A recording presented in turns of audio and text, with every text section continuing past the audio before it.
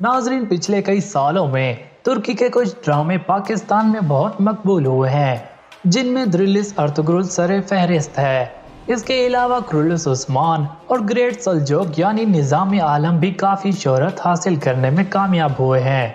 इन ड्रामों में शुरू से ही मुकद्दस अमानतों या मुकद्दस तबरकात का जिक्र सुनते आ रहे हैं, लेकिन क्या आप जानते हैं कि ये मुकद्दस अमानतें हैं क्या, और उनकी ऐसी क्या खूबियाँ थीं, या उन अमानतें और तबरकात में ऐसी क्या खास पहलू थे कि जिसकी वजह से मुख्तलिफ मकातिब से ताल्लुक़ रखने वाले अपनी जान की परवाह किए बगैर हासिल करना चाहते थे।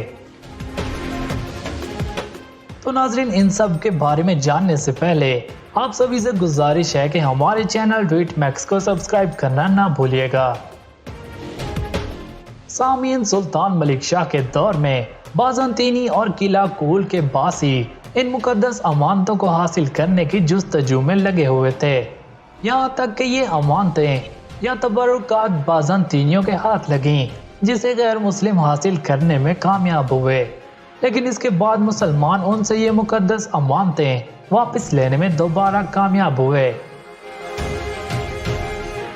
नाज़रीन, इन तबरुकात को सबसे पहले वक्त के वली शेख अहमद यूसुफी ने हासिल किया। शेख साहब दरवेशों के शेख अव्वल थे। तुर्की में सबसे पहली रूहानी दरसगाह इन्हीं की कोशिशों से बनी। आपने वो तबरुकात शेख इब्नुल अरबी के हवाले की और इब्नुल अरबी ने उसको कई साल अपने पास संभाल कर रखा। लेकिन फिर उसके बाद वो मुकद्दस अमानतें सल्तनत उस्मानिया के बानी अर्तुगरुल गाजी के हवाले की गईं। मुखालफिन के उस्ताद आज़म उस्ताद पेट्रोचो ने इन अमानतों के हुसूल के लिए अपनी जान तक कुर्बान कर दी। अर्तुगरुल ने वो अमानतें पूरी जिंदगी अपने पास महफूज रखी और आखिर में वो अमानतें अपने शेख के शागिर्द शेख अदाबाला के हवाले कर दी। शेख साहब ने वो अमानतें सुल्तान अव्वल उस्मान गाजी के हवाले की। उस्मान गाजी ने इनकी हिफाजत में कई जानें कुर्बान की और उन्हें अपने कबीले तक को कुछ अरसा के लिए छोड़ना पड़ा, लेकिन अमानतों की हिफाजत को यकीनी बनाया। नाज़रीन, एक राय ये भी है कि अमानतों के इस संदूकची में हज़रत फातिमा ज़हरा रज़ी अल्लाह ताला अन्हा की इस्तेमाल शुदा तबरुकात हैं। ये तबरुकात मुसलमान मुआशरे और सल्तनत के लिए इंतहाई अहम थी।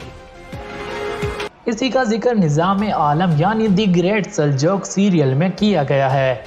जब ये अमानतें थोड़ी देर के लिए बाज़ंतीनी सलेबी तबके के हाथ लगती हैं और हसन बिन सब्बा के उकसाने पर मुजाहिरीन एहतजाज करते हैं कि ये मुकद्दस तबरुकात किसी सूरत दुश्मनों के पास नहीं रहनी चाहिए, और इस बात की तरफ इशारा भी है कि इनमें हज़रत फातिमा ज़हरा रज़ी अल्लाह ताला अन्हा से मुताल्लिक मुकद्दसात हैं, और ऐसी मुकद्दस तबरुकात को किसी काफिर के हाथ लगना मुसलमान क्यों बर्दाश्त करेगा। सामीन, इसके अलावा दूसरी राय ये भी है कि इस संदूकची में मौजूद हजरत खिज़र की कमीज यानी कुर्ता था, जिसको कोई भी पहनकर हमला आवर होता तो उसको फतह नसीब होती। और कहा यह भी जाता है कि कुस्तुनतुनिया के यानी मौजूद इस्तांबुल के फातेह सुल्तान मोहम्मद फातेह ने ये कमीज पहनकर हमले में फतह हासिल की थी। बहुत से मुस्लिम फातेह भी ये कमीज पहनकर हमला आवर होते तो अल्लाह पाक इसकी वजह से उनको फतह याब करते। सलेबियों को जब पता चला कि ये कुर्ता पहनकर जो भी हमला करता है फतह उसे ही मिलती है, तो वो ये मालूम करना चाहते थे कि आखिर वो कौन सी चीज़ है जिससे इस कुर्ते को इतनी अहमियत हासिल है। इसके हुसूल के लिए बहुत कोशिश के लिए बाकायदा एक जमात तश्कील दी गई, लेकिन वो टीम नाकाम हो गई। आखिरकार किला कोलोचाइसर के गवर्नर ने वो संदूकची हासिल कर ली और उस्मान गाजी जिसने उसको पाने के लिए हर रुकावट को अबूर किया, यहाँ तक कि अपना कबीला भी उनके खिलाफ हुआ। बहुत सी मुश्किलात सामने आई, लेकिन वो अपने मकसद में कामयाब हुए और अमानतों का संदूक अपने कब्जे में ले लिया। तो नाज़रीन, आपकी इन मुकद्दस अमानतों के बारे में क्या राय है? और इसके अलावा अगर आप मुकद्दस अमानतों के बारे में कुछ और जानते हैं तो कमेंट करके हमें ज़रूर आगाह कीजिएगा। ऐसी मज़ीद वीडियोज़ के लिए हमारे चैनल ट्वीट मैक्स को सब्सक्राइब करना ना भूलिएगा। کیونکہ ہم ایسی ویڈیوز ہمیشہ لاتے رہیں گے۔